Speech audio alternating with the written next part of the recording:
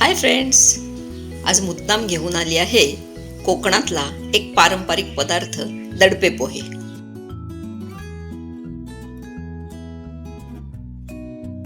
हा पदार्थ जरी पारंपरिक असला तरी त्याच्यात थोडेसे चेंजेस करून थोड्याशा आपल्याला हव्या त्या गोष्टी घालून हा अतिशय टेस्टी आणि मुख्य म्हणजे अतिशय हेल्दी करता येतो. चला तर मग त्याचं साहित्य बघूया.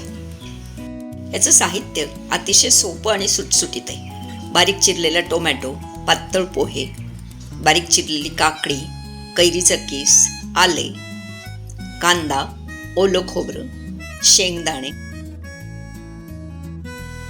सर्वात प्रथम आपण फोडणीसाठी पॅन टाकू आणि त्याच्यात थोडेसे तेल टाकू.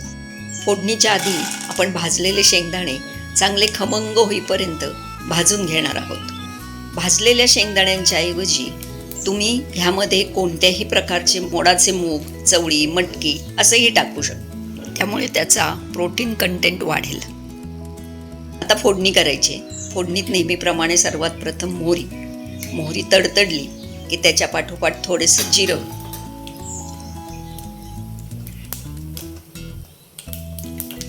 हिरव्या मिरच्यांचे तुकडे चांगले आपण खमंग तळून घेऊ.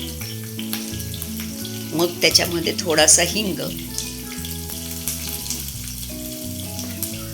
आणि रंगासाठी हळद आपण घालणार आहोत.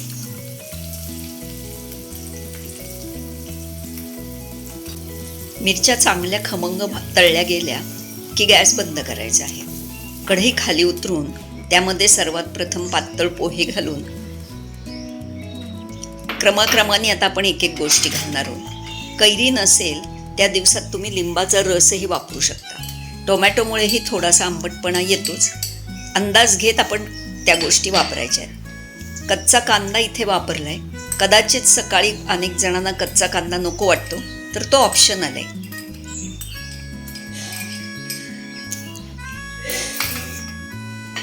काकडी, टोमॅटो, कैरी, खोबरं ह्यासारख्या गोष्टीमुळे आपली सलाडची गरजही बऱ्यापैकी भागते. ह्याच्यातही तुम्ही बीटचा, मुळ्याचा, गाजराचा किस ह्या प्रकारची इतर सॅलड्सचे पण गोष्टी वापरू शकता. आता चवीपुरती थोडीशी साखर आणि मीठ आपण घालणार आहोत. कैरी कितपत आंबट आहे त्यानुसार थोडीशी चव घेत आपल्याला साखरेचा वापर करावा लागेल. त्यानंतर त्यामध्ये भाजलेले शेंगदाणे आपण घालणार आहोत.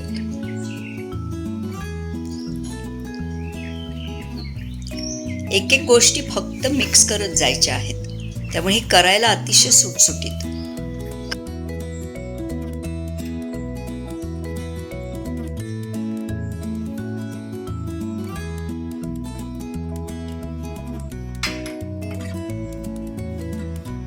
ह्यामध्ये आपण भरपूर ओलं खोबरं वापरले.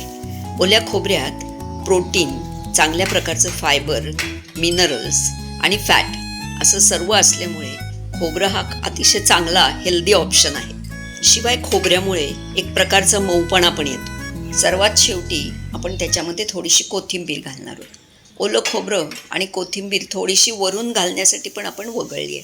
आता ह्याच्यातच आपण आलं किसून घालणार आहोत आणि सर्व गोष्टी पुन्हा एकदा नीट मिक्स करा की आपले दडपे पोहे तयार. अत्यंत सुंदर, टेस्टी आणि प्रोटीन सलाडनी युक्त असे दडपे पोहे खाण्यासाठी एकदम उत्तम.